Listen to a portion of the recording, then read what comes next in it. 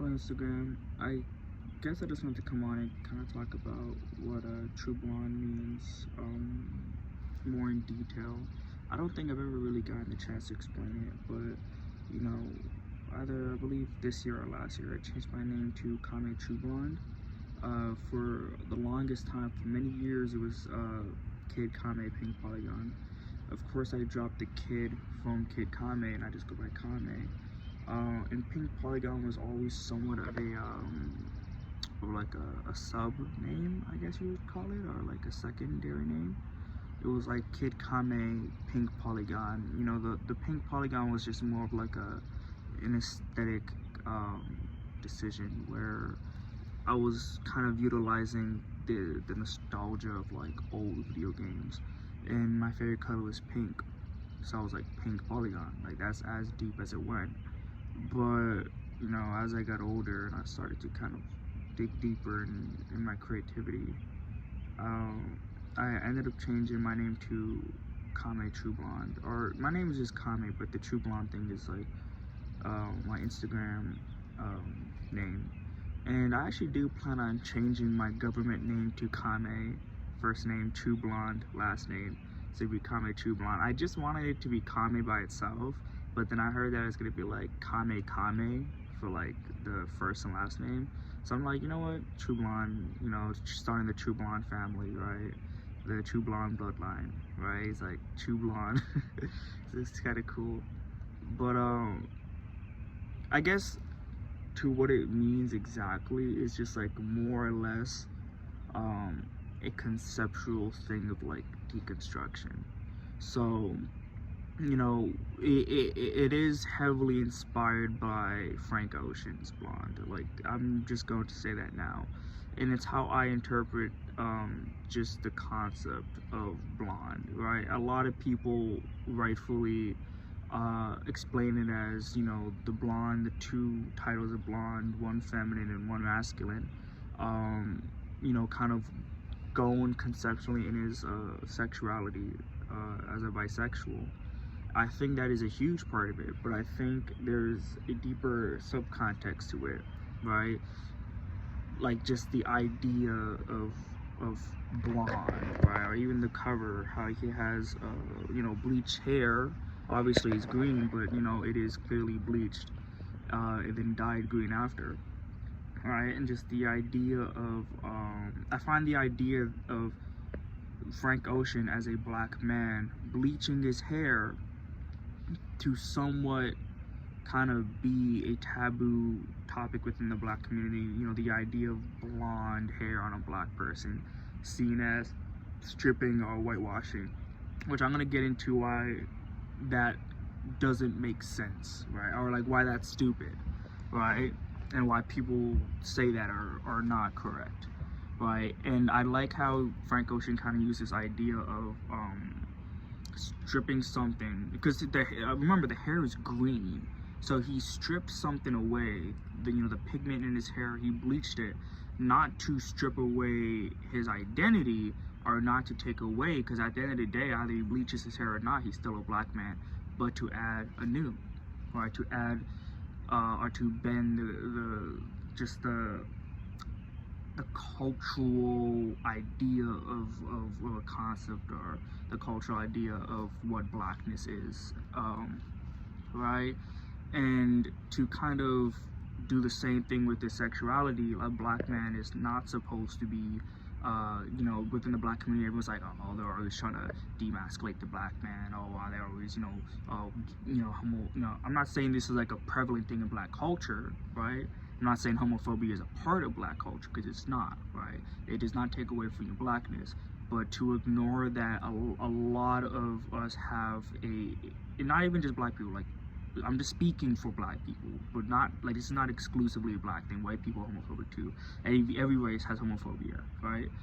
But, you know, the topic of just being black and being gay, and that being something that conflicts, it's somewhat even within the black community, even with the within the LGBTQ plus two-spirited plus, sorry, community, right?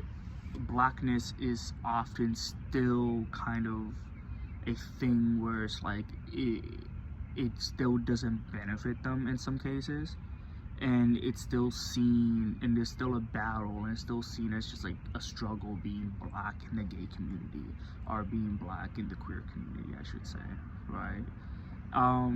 So it's like this like duality of just like identities, and you feel one might one in particular might strip the other or make you lesser, right? And I think that's so interesting, where it's like we have this idea that just being queer, you know, being part of the LGBTQ plus community, just inherently affects you as a black person at all, right? And it's like the same idea with bleaching your hair, because the truth is, and then this is what I wanted to say earlier, there are still natural born black blondies, just like how, you know, that does not take away from their blackness at all. Just like how, you know, being born gay or bisexual does not take anything away from your black identity at all.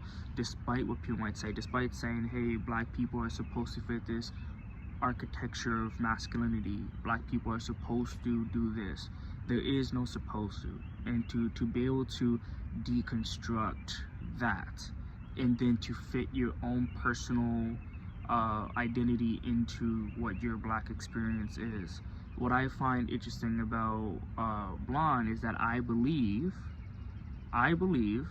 that, you know, with the idea of contemporary art, right? Like, and you look at anything within the context of hip hop, as I do, right? And you see streetwear, street fashion. It starts as this like local thing, like this very local, personal thing, right? Like, a lot of streetwear designers just come from the streets, and they get inspired by, you know, the things they see around them, and they create them.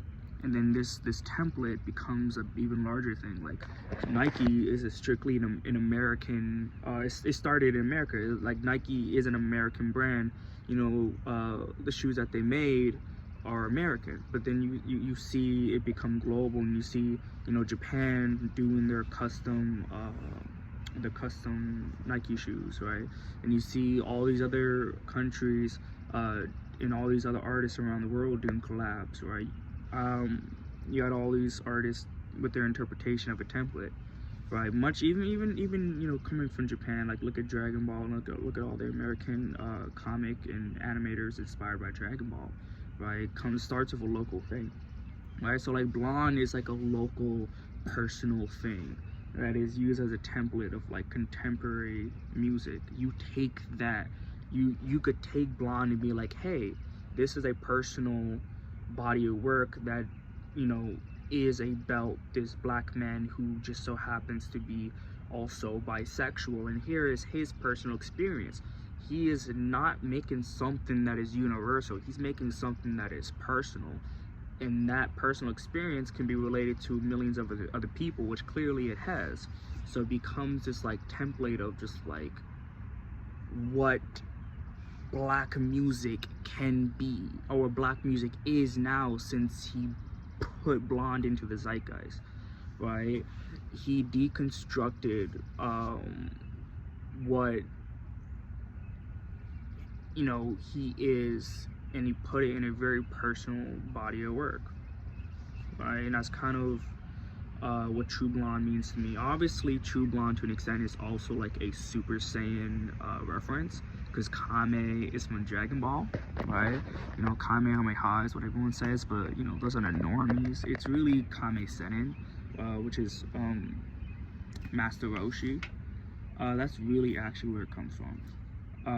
But you know, obviously, you know, Trueblonde, Super Saiyan, right?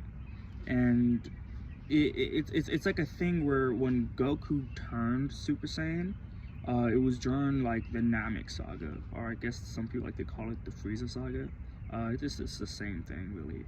And that whole saga was about him kind of, he never truly reconciled with being a Saiyan, which is the race he is, right? He's not an actual human, he's like an alien from outer space, and he grew up thinking he was a human, even though it was very obvious that he wasn't.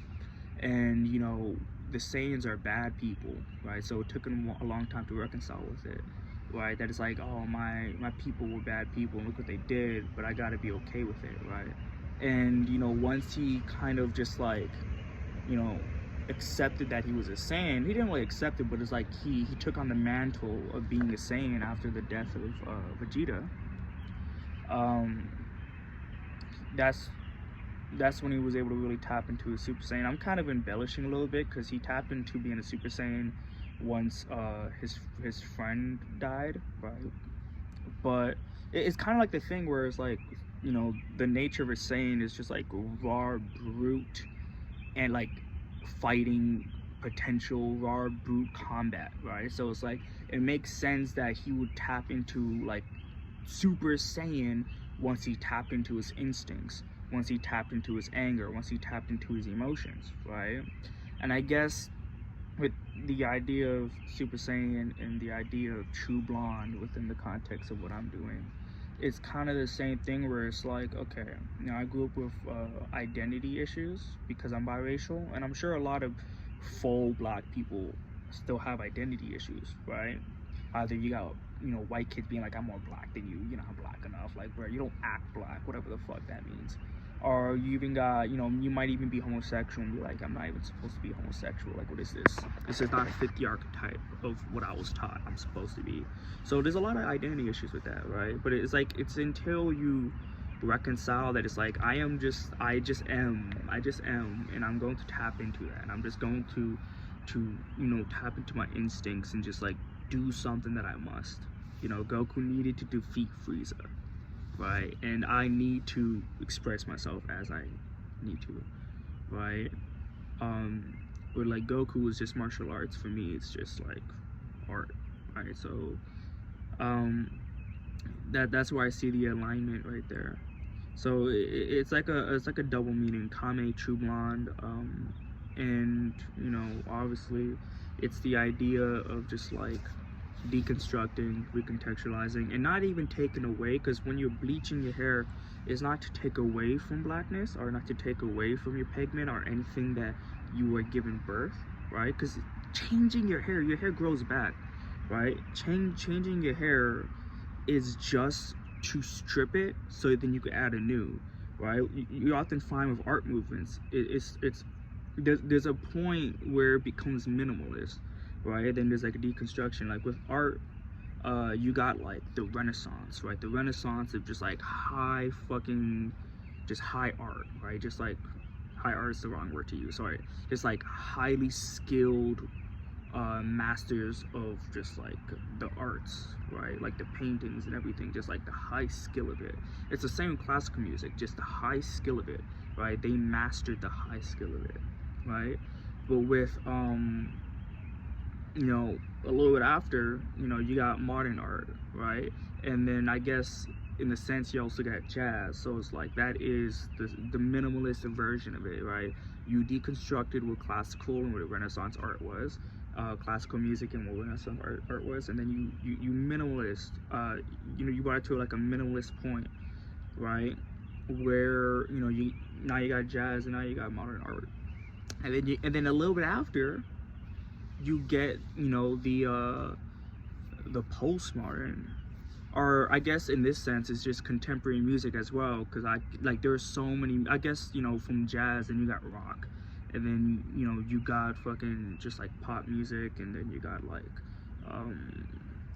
hip-hop and like all these other subgenres of a subgenre, and then even in hip-hop you got the deconstruction. Like that 2016 era was like the fucking minimalist punk rock era of rap, where it just deconstructed what rap was, and now you got like fucking these like new sounds coming out of it. You got rage, you got a fucking plug-in B, which I believe is still hip-hop.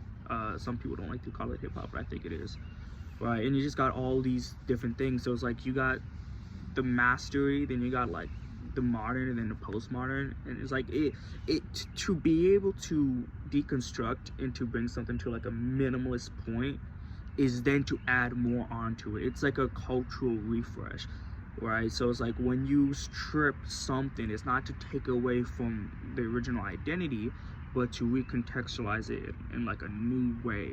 So, you know, Frank Ocean on the cover, he bleached his hair, but then he added green. You know, he added green. And that's like a big part that people don't like to talk about. He added green, right? He added something, right? Just like how he's, like, when you listen on Blonde as well, it's a very stripped back album. You know, there's not a lot of drums.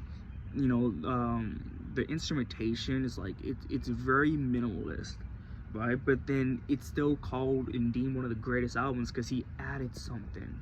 He added something new, right? He added a very unique aesthetic and quality to it that you don't get from any other album, right? And that's kind of like the way that, like, I view, like, I'm just naturally a minimalist, and that's just kind of how I view just myself as an artist, right? You know, Kame Trueblonde, I take my personal experience. Okay, so I'm black, I'm also, you know, queer identifying, you know, I'm also indigenous, I also this, I'm also that, I'm everything that I am, right? And I look and I examine, and I'm like, okay, I'm all these interesting things. How can I tell my story? I gotta strip it back so I could digest it, strip it back, get to the essence, the core of it, and then I add something to it, right? You know, I've been trying to figure a way to how to incorporate indigenous things into my music, and I found a way, right? So it's like I take something and then I uniquely make it mine, but it's like a shared culture. Like I would take a sample from something else, right? And then I would reshape it. It's just it is even just the essence of hip hop to be able to deconstruct and make anew. That is the essence of hip hop, right? So to be able to strip back a concept, or like to examine or recontextualize a concept, right, is to be able to add anew. I think that's just like the idea of contemporary art, where it's like you can take something, add a little bit, and then pass it on, and then that person will add a little bit, and then you pass it, and they pass it on, then add a little bit, and the other person passes it on. You gotta allow that. I believe in tradition to an extent. Tradition is a beautiful thing. Tradition is what keeps us grounded. Tradition is the basis. Never forget the tradition, but don't be afraid of adding, right? You know, my contemporary art professor at OCAD, he kind of talked about the idea of the individual. It's like none of us are individuals. We are all individuals. We all collectively combine efforts together, right? We are not just one person that functions by herself. We are all part of a collective. It's an ecosystem, just like creativity, right? That's what Trueblonde means. Look at that.